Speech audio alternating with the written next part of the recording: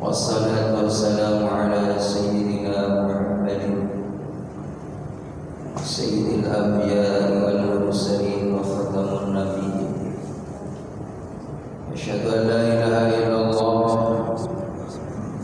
وأشهد أن محمدا عبده ورسوله. اللهم صل وسلم على سيدنا محمد وعلى آله وصحبه أجمعين. قال الله تعالى في كتابه الكريم: بسم الله الرحمن الرحيم وابتغ فيما آتاك الله الدار الآخرة ولا تنس نصيبك من الدنيا وأحسن كما أحسن الله إليك ولا تبغ الفساد في الأرض إن الله لا يحب المفسدين. وقال تعالى أيضا في آية أخرى: يا أيها الذين آمنوا كلوا من طيبات ما رزقناكم واشكروا لله إن كنتم إياه تعبدون. وقال النبي صلى الله عليه وسلم: الدنيا مزرعة الآخرة. صدق الله صدق رسوله صلى الله عليه وسلم. اللهم اغننا بالعلم وزينا بالحلم وأكرمنا بالتقوى وجملنا بالعافية برحمتك يا أرحم الراحمين. Ketua DKM Bapak Haji Rasulullah Allah Subhanahu wa taala, juga para orang tua, para sesepuh, para hujaj, wabil khusus guru kita bersama Sayyid Muhammad Shallallahu Ta'ala fi kulli hayati. Semoga beliau diberikan barokah oleh Allah Subhanahu wa taala. Alhamdulillah, tentunya tidak bosan-bosannya kita bersyukur kepada Allah Subhanahu wa taala yang atas izin dan ridhonya kita dapat sama-sama beribadah kepada Allah Subhanahu wa taala, melaksanakan perintah Allah. Begitupun semoga kita mampu menjauhkan apa yang dilarang oleh Allah. Sekecil apapun dalam perintah Allah ada kemuliaan, ada keistimewaan di dalamnya.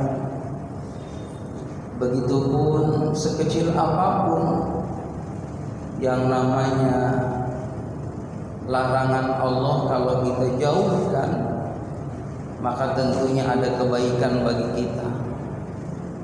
Tapi kalau kita melanggarnya ada sanksi dari Allah. Makanya berdoa kepada Allah Subhanahu wa taala supaya kita dijaga imannya oleh Allah, lalu diistiqomahkan dalam kebaikan, sehingga insya Allah Allah Subhanahu wa taala akan membimbing kita, menyelamatkan kita, baik selamat zahirnya ataupun selamat batiniyahnya. Itu yang kita harapkan. Allahumma shalli ala sayyidina Muhammad. Salawat dan salam semoga terlimpah curahkan keharibaan Nabi kita Muhammad sallallahu alaihi wasallam, yang kita harapkan syafaatul uzma dari beliau, yang kita selalu rindu kepada beliau, dan begitu besar jasa beliau, kita tidak bisa membalas jasanya kecuali kita pun terus menjaga amanah beliau, wasiat beliau, titipan beliau, yaitu bagaimana kita menghidupkan Al-Quran, menghidupkan sunnah-sunnah Nabi Muhammad, agar kita nanti di akhirat diakui oleh Nabi Muhammad sebagai umat yang layak dan pantas memperoleh pertolongan dari beliau.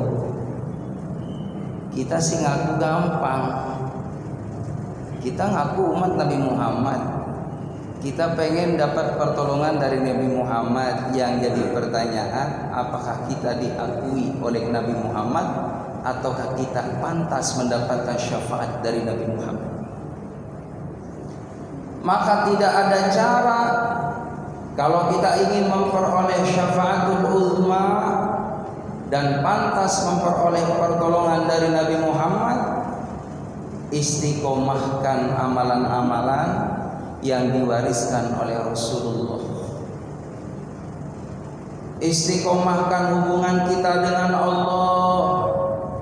Istiqomahkan kita baik hubungan dengan sesama makhluk Allah.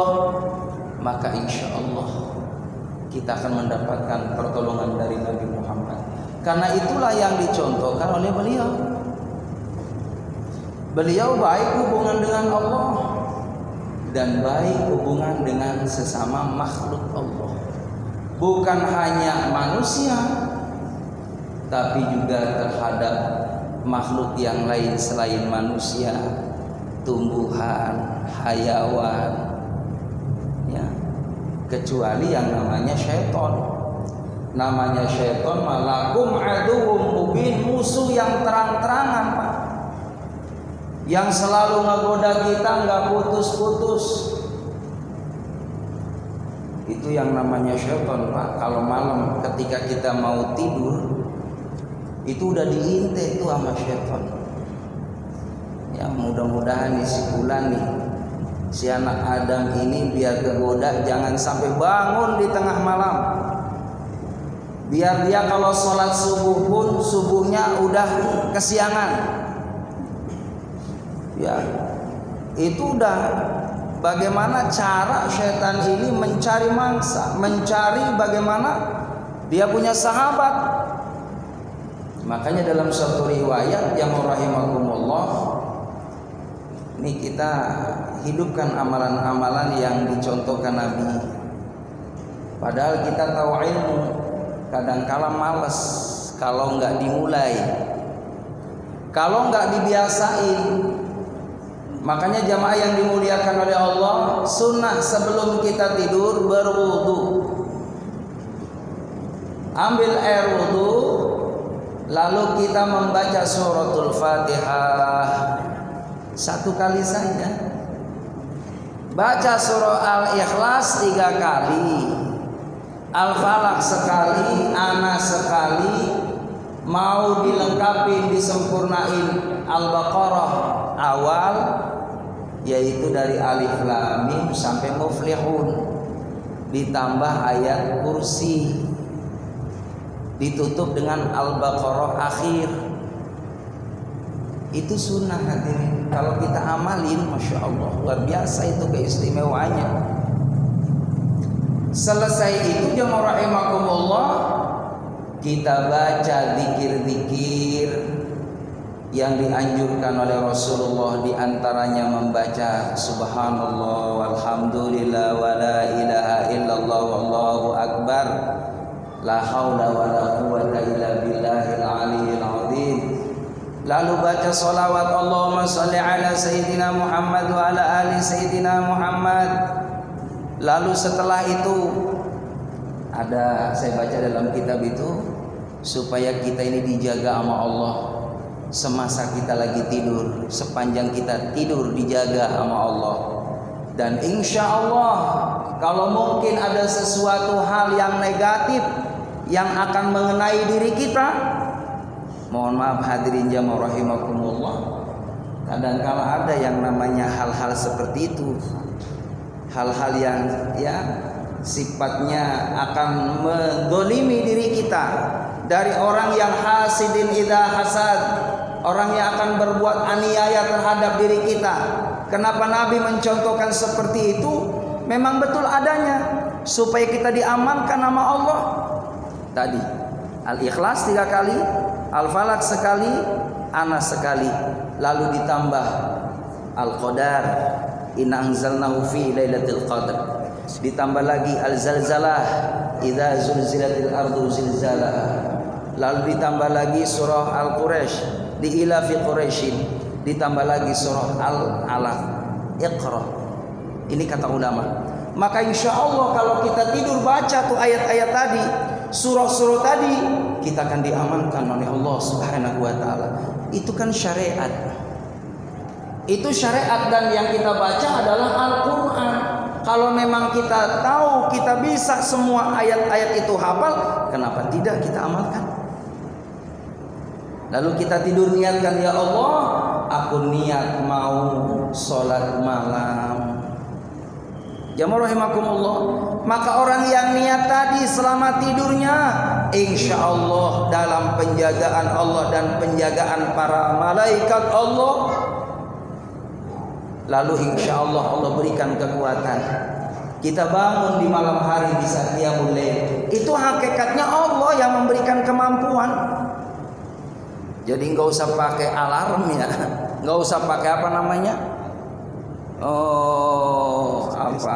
iya, jam beker ya, nggak perlu.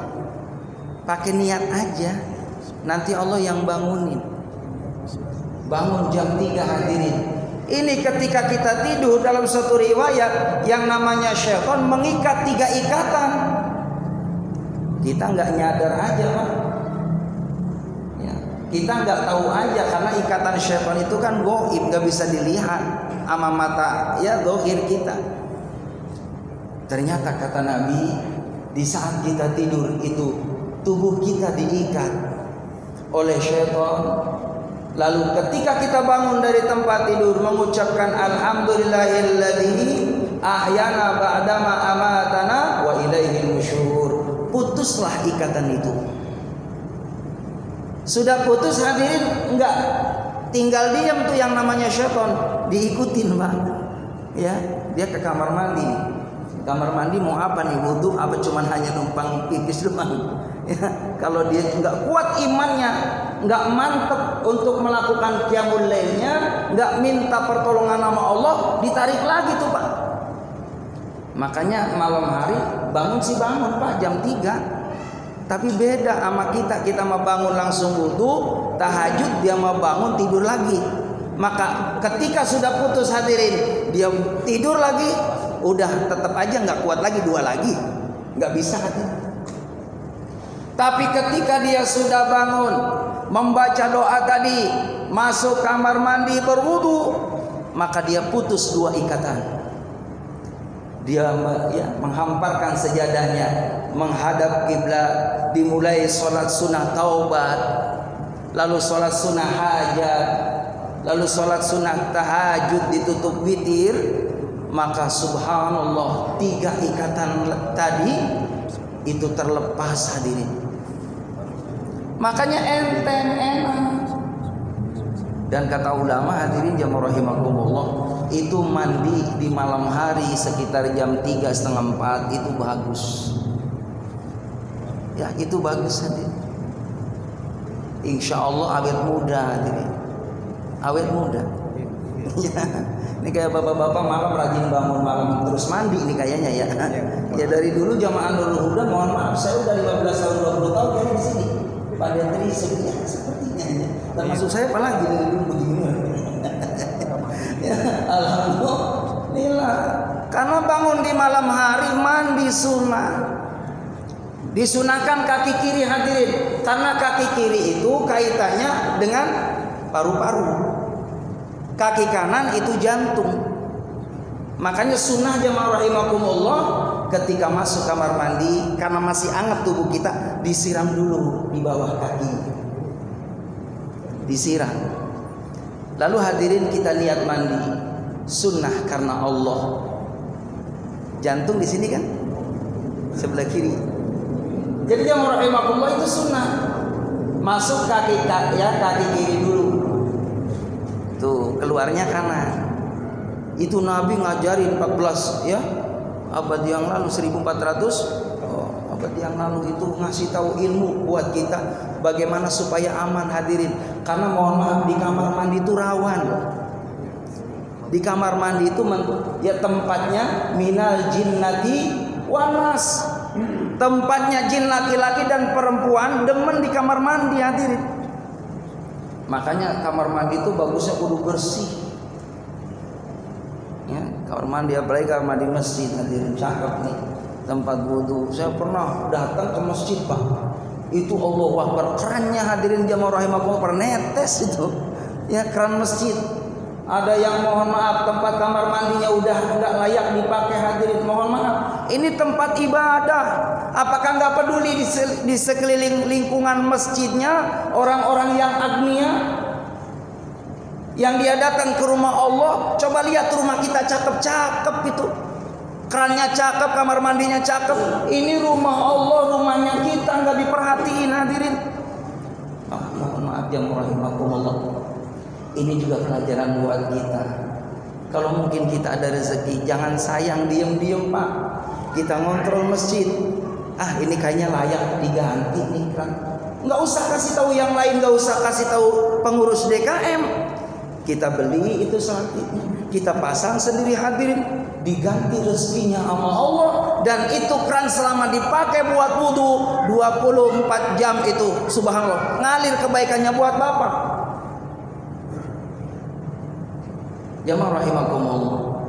Maka di kamar mandi sunnahnya jangan berlama-lama. Lalu segera kita toharo, bersuci, keluar sholat tahajud di malam hari.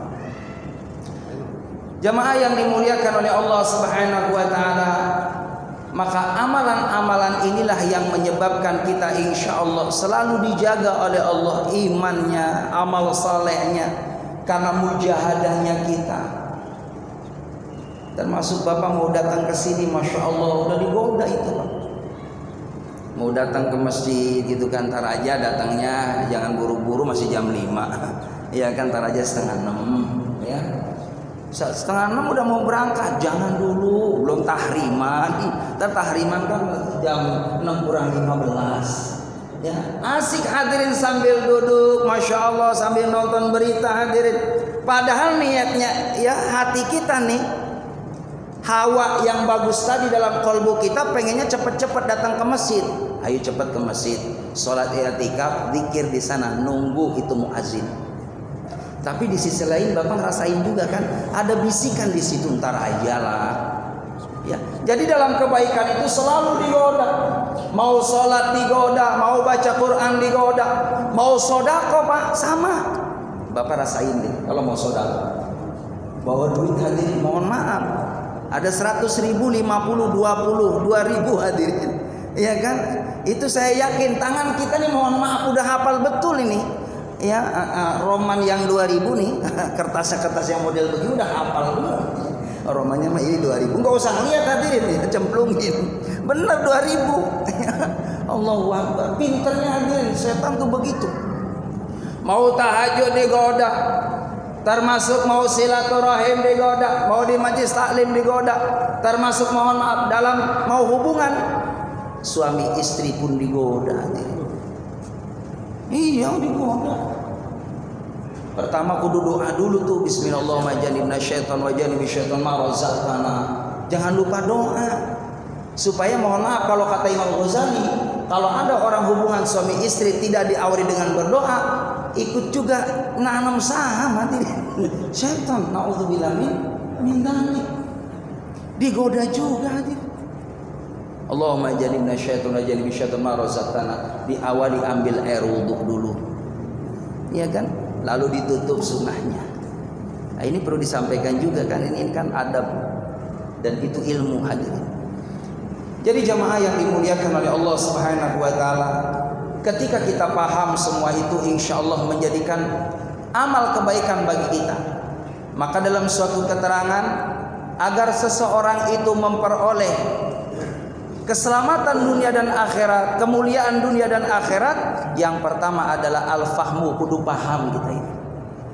Paham segala hal. Paham tujuan hidup kita. Paham tentang ibadah kita, kan harus tahu ilmu ibadah. Bentuk ibadah apapun harus ada dasar ilmu. Karena ketika kita beribadah tanpa ilmu, maka itu jamaah rahimakumullah, sia-sia dalam kitab Jubat itu.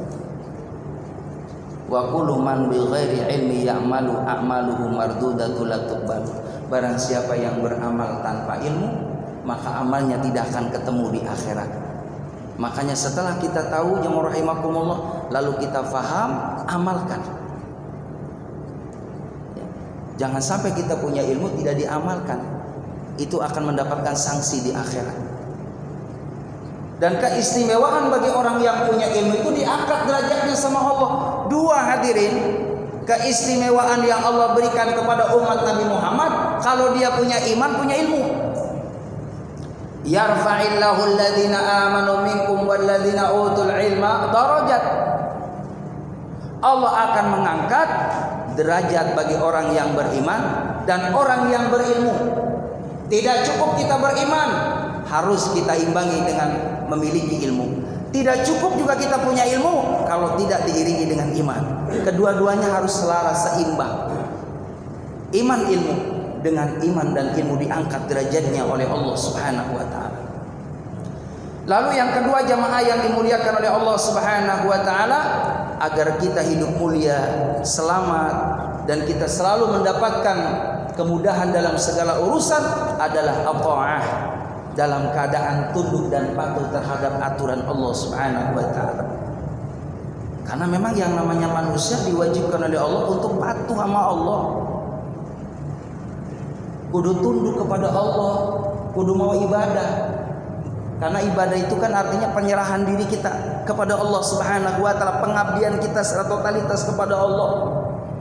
Dan sebagai bentuk rasa syukur kita dijadikan manusia, maka wajib kita senantiasa mengabdikan diri kepada Allah Subhanahu wa taala. Di dalam Al-Qur'an hadirin, Allah ingatkan di dalam surah Al-Baqarah ayat 172. Bismillahirrahmanirrahim. Ya ayyuhalladzina amanu, wahai orang-orang yang beriman. Kulu min thayyibati ma razaqnakum, makanlah rezeki yang baik yang Allah rezekikan kepadamu. Ini sayangnya Allah kepada kita hamba Allah yang beriman. Makanlah rezeki yang baik yang Allah rezekikan kepadamu. Rezeki Allah itu begitu banyak. Sering kita dengar ayatnya, sering kita baca. Fabi ayyi ala rabbikuma tukadziban. 31 kali Allah mengulang-ulang supaya kita ini paham. Dari nikmat Tuhan mana lagi yang kamu dustakan? Nikmat begitu banyak, begitu besar, begitu luar biasa, ya, luasnya rezeki Allah. Rezeki yang ada pada diri kita hadirin, Masya Allah. Nih kita mohon maaf, bisa hadir ke masjid Pak, bisa ngelangkahin kaki kita ke masjid ini, karunia dari Allah, rezeki dari Allah. Allah mampu hadirin, mohon maaf, ngelemesin tubuh kita nih biar kakinya nggak bisa gerak datang ke masjid. Bagi Allah gampang. Allahu Akbar. Kita alhamdulillah hadirin, dari jam 5 kita Masya Allah bisa menggerakkan anggota tubuh kita. Sudah bersiap-siap, sudah disiapkan pakaiannya, sudah disiapkan subhanallah semua perlengkapan mau ibadah. Kita mandi hadirin, kita berangkat Masya Allah dalam kondisi sehat. Yang bawa kendaraan motor, alhamdulillah itu motor bisa distarter sama kita hadirin, nganterin kita datang ibadah kepada Allah. Karena kita dikasih modal, kita bisa semua bergerak tubuh kita, bisa mengarahkan itu kendaraan kita sampai kepada tujuan. Hakikatnya semua itu rezeki dari Allah Subhanahu wa taala. Bismillahirrahmanirrahim. Selesai kita sampai ke tujuan, alhamdulillahirabbil alamin. Kita masuk ke masjid jamaah yang dimuliakan oleh Allah, ngebayangin nikmat itu luar biasa dari Allah, agar kita terus tidak putus-putusnya mengucapkan alhamdulillah, alhamdulillah. Maka ayatnya adalah washkurulillah, berterima kasihlah kepada Allah. Jadi jamaah yang dimuliakan oleh Allah Subhanahu wa taala, kita minta sama Allah biar nanti hadirin jamaah rahimakumullah sampai kita menghadap Allah, ya Allah, jangan sampai kita dikasih sakit sama Allah. Sakitnya mohon maaf jamaah rahimakumullah yang kita tidak mampu ibadah dengan maksimal. Sebab kalau kita mohon maaf ya rahimakumullah sudah ada di tempat itu, kita mau ambil wudu aja susah. Lalu ngerepotin anaknya sama istrinya, kita nggak mau ya Allah. Kita pengen minta sama Allah, Allahumma inna nas'alukal afwa wal afiyah wasi'ah. Aku minta ya Allah supaya kau berikan kemampuan kepadaku ya Allah, sehat lahir batin. Jangan repotin anak. 1 minggu yang lalu hadirin, saya di Mayani Pak ngisi taklim. Itu kebetulan di depan taklim itu ada orang tua usia 72 tahun. Udah lama, tahunan, ibu-ibu sakit, udah mbah, udah 72 tahun aja. Udah nggak sadar, udah nggak connect ngobrol sama anak-anaknya, sudah nggak ibadah sama Allah, makan pun udah susah, buang najis di situ hadirin. Sampai ini mantu sama anaknya kebetulan tinggal berdua hadirin jamaah rahimakumullah. Ustaz doain Ustaz yang terbaik buat orang tua saya. Hanya bisa menangis saja Ustaz lihat orang tua saya nggak tega. Kali Ustaz syariatin dia punya apa saya nggak tahu, kata saya nggak punya apa-apa, saya nggak ngerti hadirin. Tapi syariat saya ngedoain aja ya.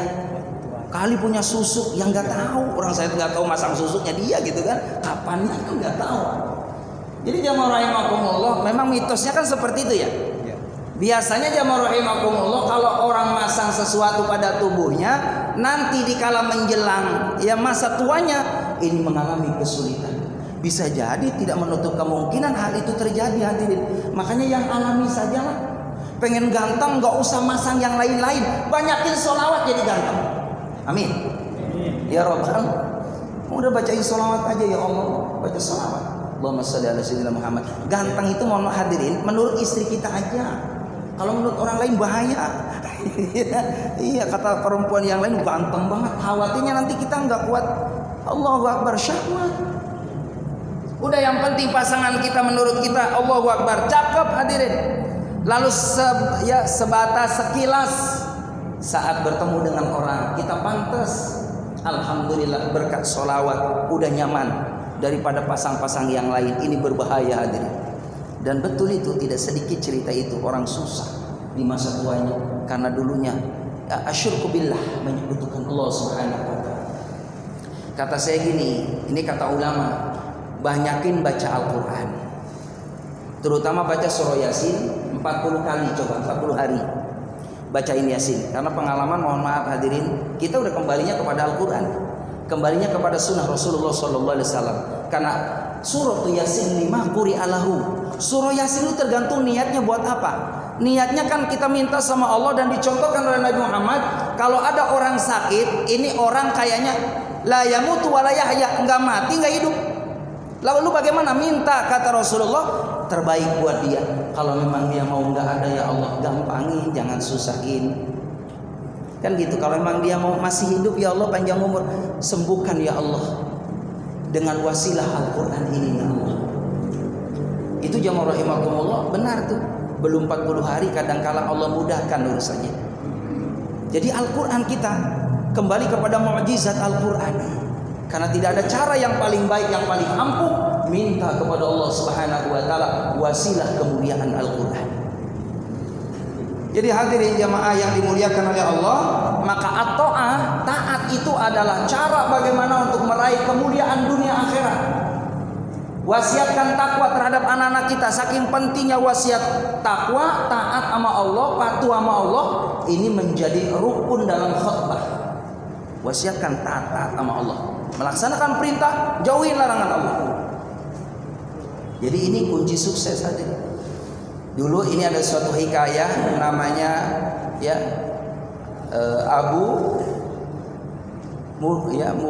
Musallim namanya. Ada Umi Musallim. Atau riwayat yang lain, keterangan yang lain Abu Salim, Umi Salim. Abu Salim, Umi Salim ini jamaah rahimakumullah adalah orang yang soleh. Orang yang taat sama Allah. Kalau suaminya taat, insya Allah hadirin, dia pengen bagaimana istri ini jadi istri yang taat sama Allah.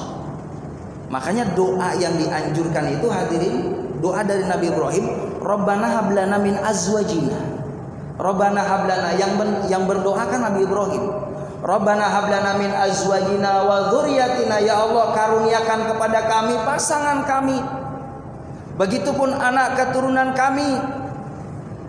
Wa dzurriyyatina qurrata ayunin, orang yang sedap dipandang mata, orang yang nyenengi. Ternyata di dalam ibadah itu jamaah rahimakumullah, maka buah dari ibadah adalah akhlak. Dari akhlak itulah insya Allah menebar manfaat maslahat untuk orang banyak. Itulah yang membuat orang senang sama kita, karena punya akhlak. Dan dari akhlak itu memang buah ibadah. Mohon maaf jamaah rahimakumullah, jarang kita temukan orang yang gak ibadah punya akhlak yang hasanah. Tapi kalau dia beribadah dengan baik kepada Allah Subhanahu wa taala, akan muncul itu akhlakul karimah, akhlakul hasanahnya, sehingga orang senang kepada kita karena kebaikannya. Maka itulah yang kita minta kepada Allah, zuriat kita, anak keturunan kita, qurrata ayunin, yang sedap dipandang mata. Wa ja'alna lil muttaqina imama, ya Allah jadikan anak keturunan kami ini adalah orang yang menjadi pemimpin dari orang yang bertakwa kepada Allah Subhanahu wa taala. Maka jamaah yang dimuliakan oleh Allah Subhanahu wa taala, Abu Salim sama Umi Salim ini, beliau luar biasa istiqomah dalam kebaikan. Dalam kondisi lapang sempit, ada rezeki, enggak ada rezeki, senang ataupun susah, tetap istiqomah ibadah kepada Allah.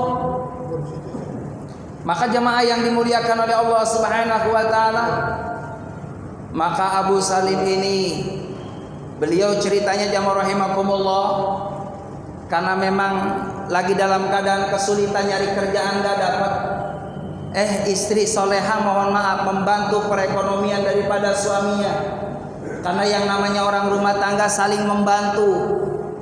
Ternyata Umi Salim itu jamaah rahimakumullah bisa, ya kalau sekarang ngejahit, nyulam zaman dulu. Kebetulan ada orang tahu ya Umi Salim ini punya kelebihan. Maka Umi tolong bantu saya untuk nyulam baju ini gitu kan, kain ini. Ketika udah jadi dapat ya sedikit tadi uzrohnya, ya bayarannya. Allahu Akbar. Itu suami Pak nyari rezeki, Abu Salim kemana-mana nggak ketemu, hadirin rezeki.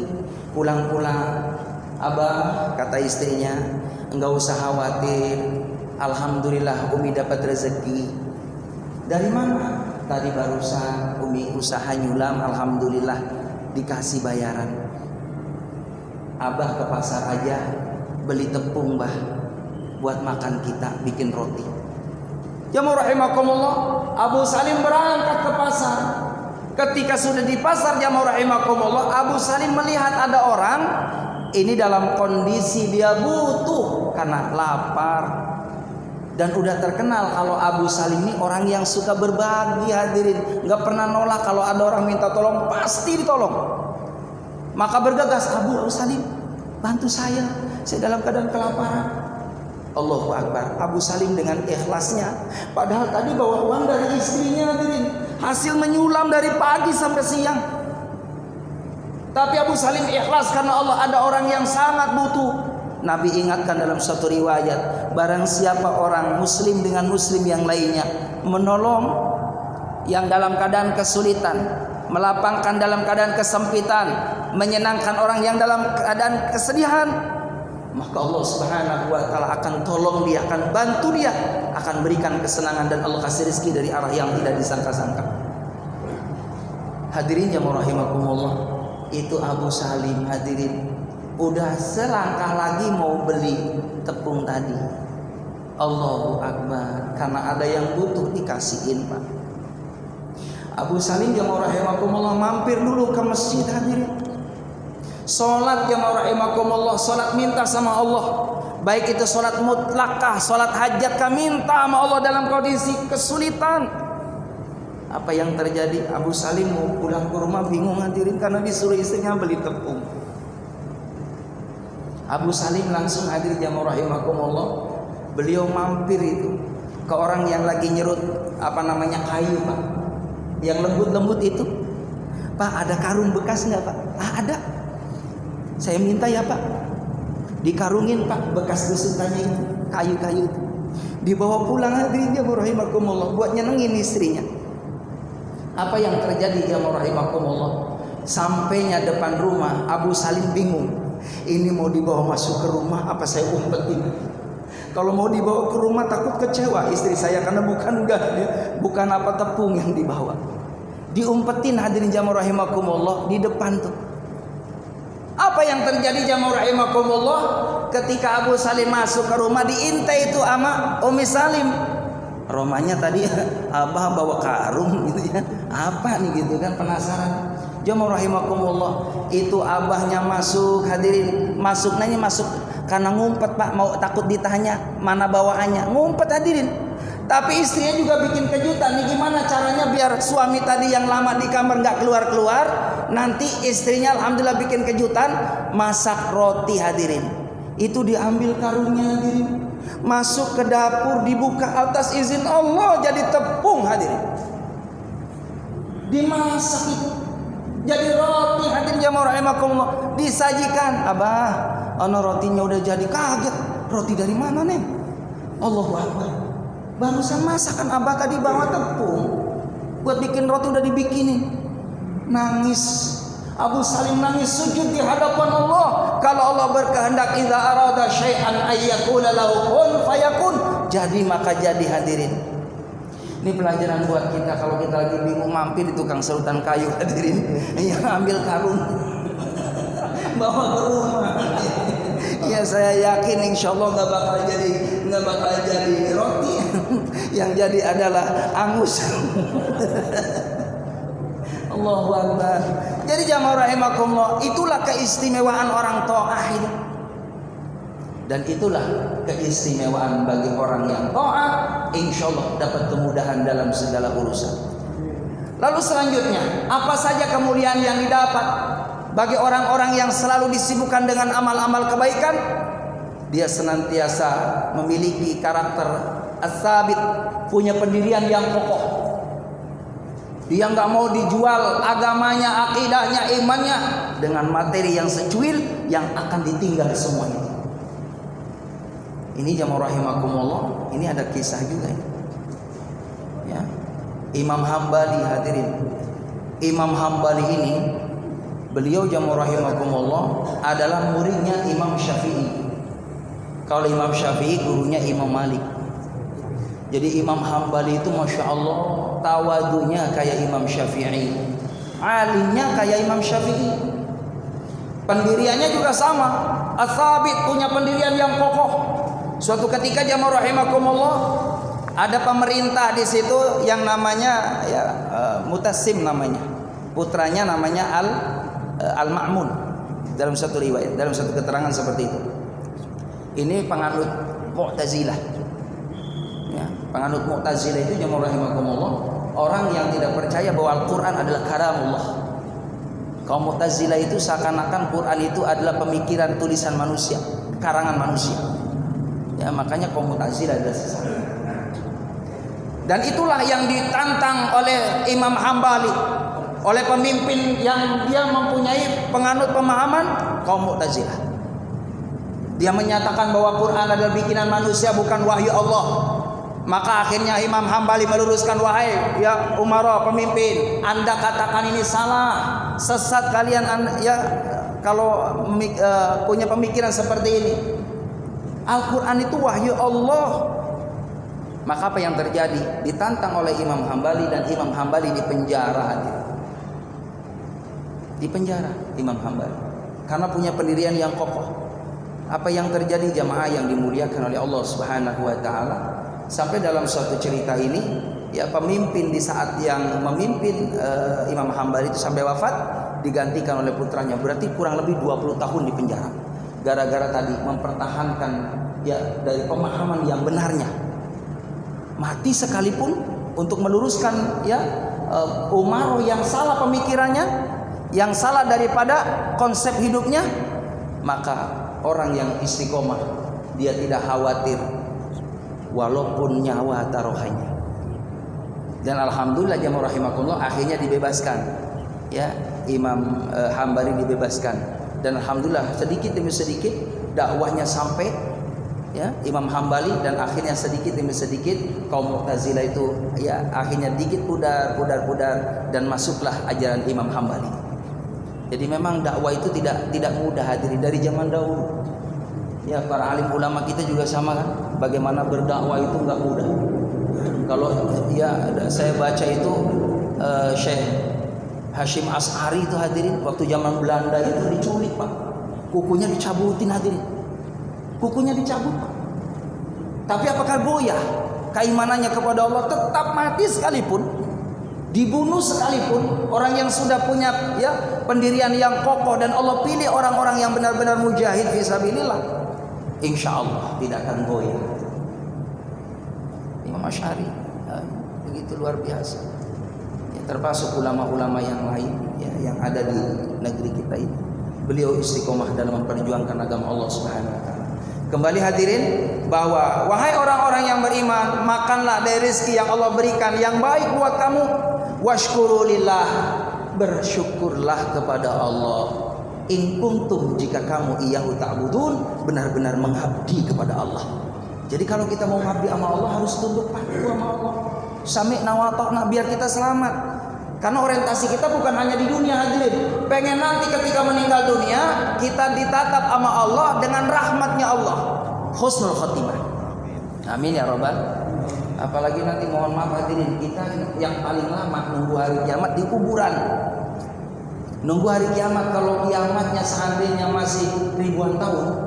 Kemarin saya ketemu sama seseorang yang mungkin dia membaca dari penelitian ilmiah, ilmuwan. Ini sudah 1445. Konon katanya mungkin antara 1500 hari kiamat. Wallahu a'lam bishawab. Dan ini hari kiamat, tanda-tanda sudah nyata ini. Nyata, ya udah nyata sekali kalau kita lihat, subhanallah. Bagaimana di luar hadirin jamaah rahimakumullah, angin setiap hari, banjir bandang setiap hari. Bahkan belum lama saya lihat di YouTube itu ada ikan-ikan Pak udah nggak betah di laut. Udah pada banyak keluar ke daratan hadirin. Ini ayat-ayat Allah buat kita. Tapi itu kan hanya prediksi. Kita minta sih terus aja panjangnya sampai 1000, kan tadi 1500 ya, 1600 dia. Cuman kan kita udah nggak ada.